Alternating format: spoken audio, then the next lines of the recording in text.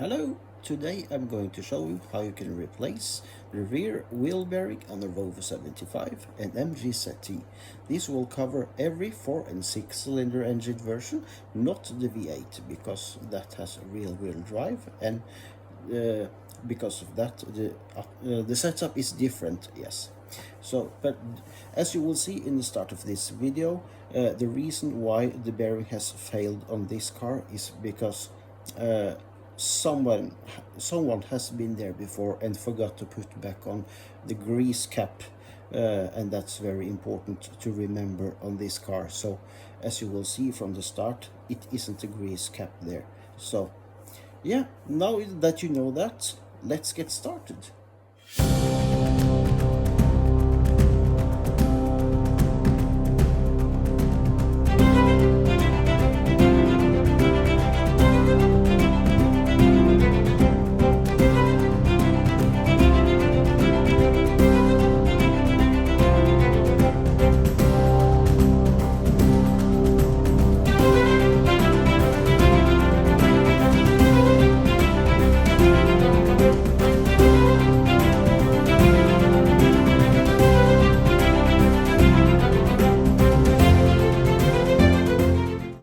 As you can see, I have lifted the car and placed it safely on jack stands.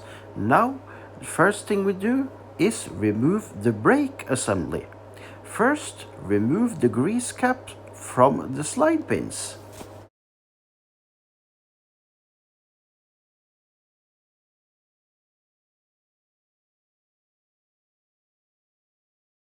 That's both of them removed.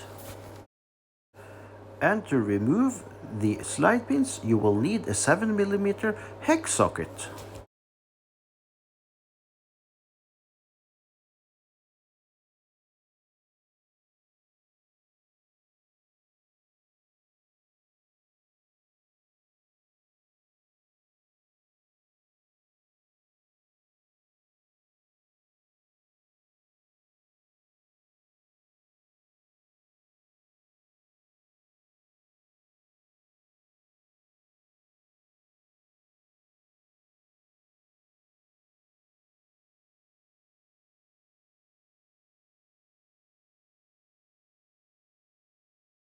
That's both of them removed. Now next up is to remove the return spring, and then you press firmly on the lower end and twist it upwards. Just beware, it can be a bit stubborn. There it is. Now we can just put that aside and remove the caliper and place it carefully out of the way.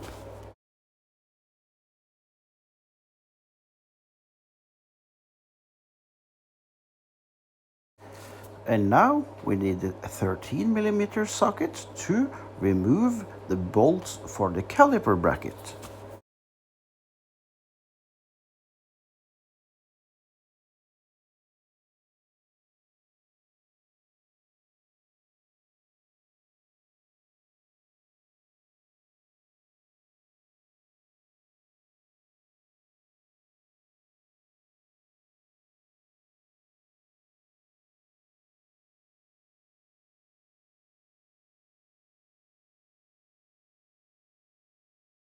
That's both of them out, and now we can carefully remove the caliper bracket.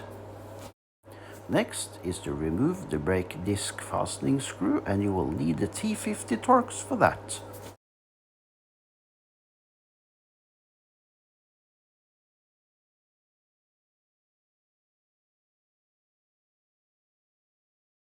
As easy as that. And now you will need a mandrel and a hammer to knock up the groove in the hub nut.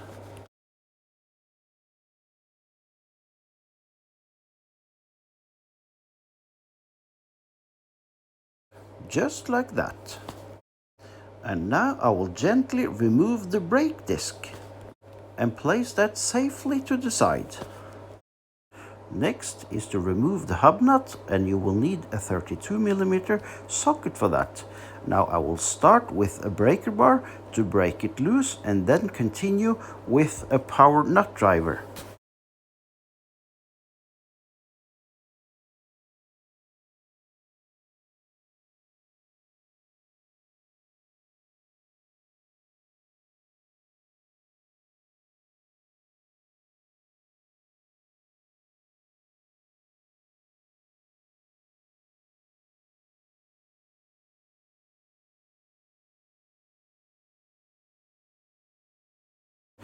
That's the hub nut running away. Now I will just give the hub a couple of taps with a hammer to help it loose.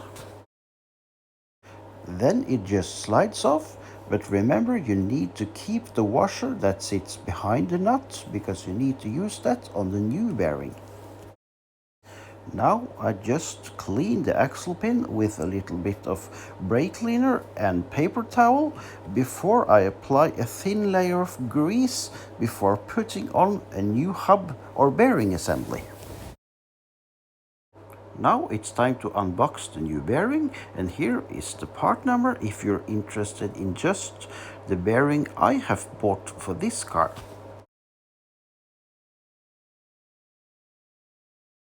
There it is, and as you can see, the new bearing comes with a new hub nut.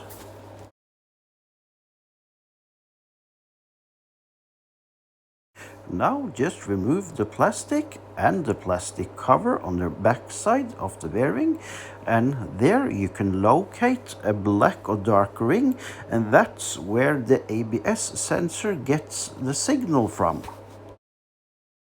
Now I just push the new bearing firmly into place and make sure it is seated all the way in. Then put back on the washer. As you can see, there's a little tap on it that fits only into a groove that's in the axle pin.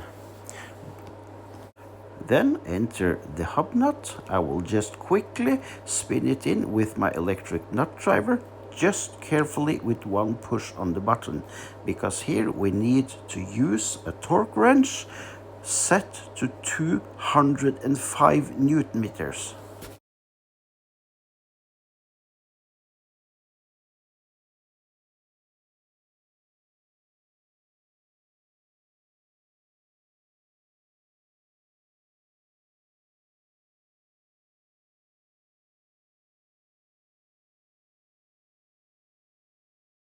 When you have reached the correct torque, you will hear and feel a click in the torque wrench, and then you are done.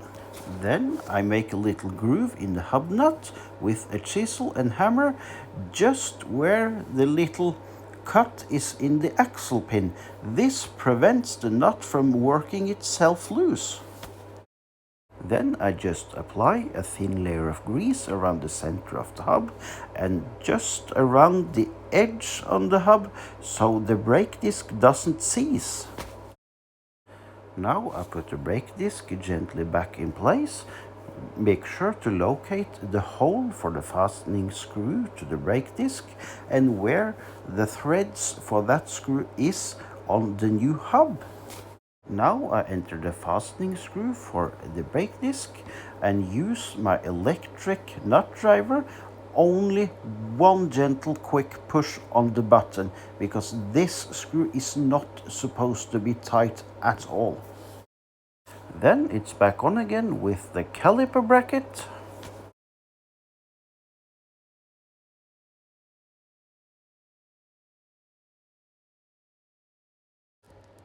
Enter the bolts. Now I like to use a tiny amount of grease on these just so they don't seize and make it difficult the next time I need to remove them.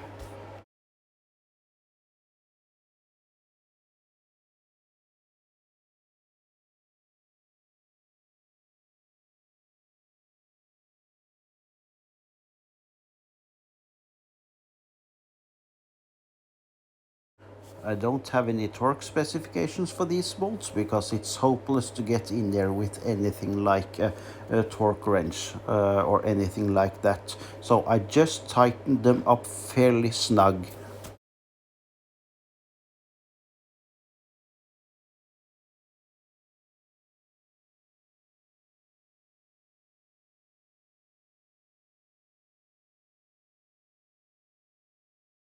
With those in place, I get the outer brake pad back on and then slide back on again the brake caliper.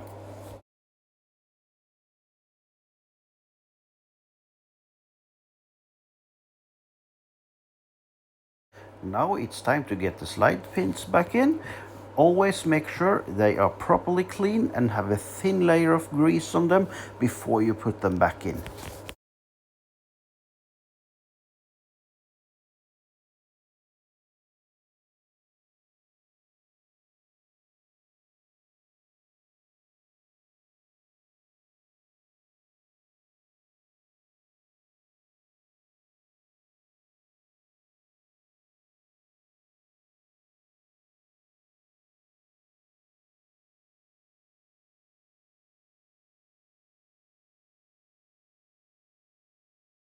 I don't use any torque specification to tighten up the slide pins, just fairly snug on these ones too, but not as snug or tight as the caliper bracket bolts.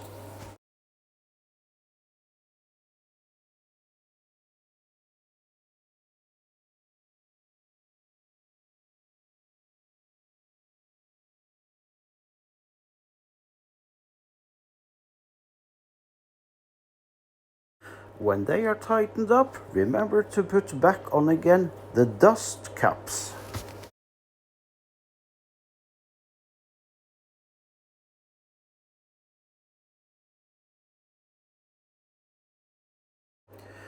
And then the return spring.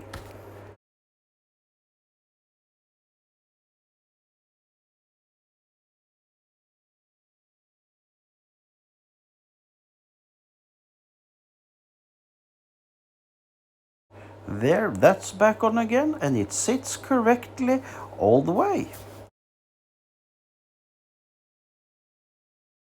And now I will see if I can find or have a spare grease cap lying around, just so we can protect the new bearing from breaking prematurely. And would you know, we luckily had one.